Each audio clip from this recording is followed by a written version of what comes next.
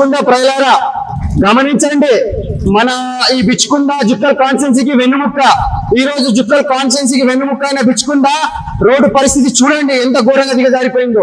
ఇక్కడ జుక్కల్ కాన్స్టిట్యున్సీలో ఉన్న ఆఫీసర్లు ప్రతి ఒక్కరు ఇదే బిచ్చుకుందలో నివసిస్తారు. ఓకేనా?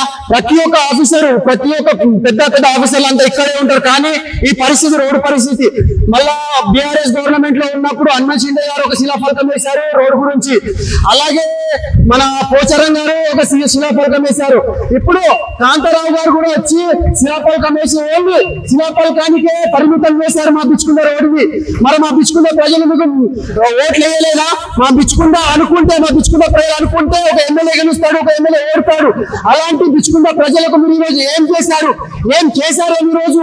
కనీసం ఈ రోడ్డు పరిస్థితి ఇంత దిగజారిపోతే దారిపోతే ఎమ్మెల్యే గారు మీరు తరచుగా మీరు కాన్ఫరెన్స్కి వచ్చినప్పుడల్లా తరచుగా ఇదే రోడ్డు నుంచి వెళ్తారు. మరి మా బిచ్చుకుంద ప్రజలకు న్యాయం చేసే అవసరం ఉందా లేదా? అప్పుడు ఎమ్మెల్యే ఎలక్షన్స్ అప్పుడు కోడ్ అన్నారు, తర్వాత ఎంపీ ఎలక్షన్స్ అప్పుడు కోడ్ అన్నారు, ఇప్పుడు గ్రామ పంచాయతీ ఎలక్షన్స్ పడుతున్నాయి, ఇప్పుడు కూడా కోడ్ అని మరి మా బిచ్చుకుంద ప్రజలకు మొండి చేయి చూపిస్తారా?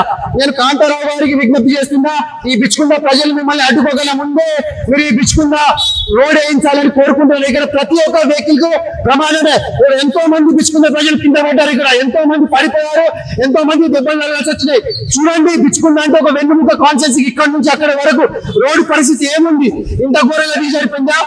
ఇంత ఘోరంగా తీసరిపోయింది. Kantharao down down, Kantharao down down, వెంటనే కాంతారావు రోడ్ వేయించాలి మా జుక్కల్ కాన్స్టిట్యున్సీకి. వెంటనే వివిధ మండలాల్లో కూడా ఇదే పరిస్థితి, రోడ్ల పరిస్థితి. నేను కాంతారావు గారు ఇక్కడ 15 సంవత్సరాల ఉన్న ఎమ్మెల్యేని పక్కన పెట్టి మిమ్మల్ని ఈ రోజు కడుపులో పెట్టి చూసుకున్నారు మా జుక్కల్ కాన్స్టిట్యున్సీ ప్రజలు. కావున మీరు ఈ బిచ్చుకున్న ప్రజలకు సమాధానం చెప్పాల్సిన అవసరం ఉంది. చూడండి, ఈ రొచ్చులో ప్రజలు నడవాల్సి వస్తుంది, ఈ రొచ్చులో ఆటో నడవాల్సి వస్తుంది. ఇంత ఘోరంగా సరిపోయింది. ఎక్కడో కాదు, ఇది మెయిన్ మార్కెట్ బిచ్చుకున్న బస్ స్టాండ్ ఆవరణలో. ఇక్కడ ఇది ఒక మెయిన్ మార్కెట్ పరిస్థితి ఎట్లా ఉందంటే ఇక పల్లెలు ఎట్లుంటో చూడండి. కాంతారావు గారికి నేను ఒకటే విజ్ఞప్తి చేసుకుంటున్నా, ఇక్కడ రోడ్డు మీరు ఎంత తొందరలో వేపిస్తే అంత మంచిగా లేండి బిచ్చుకున్న ప్రజలు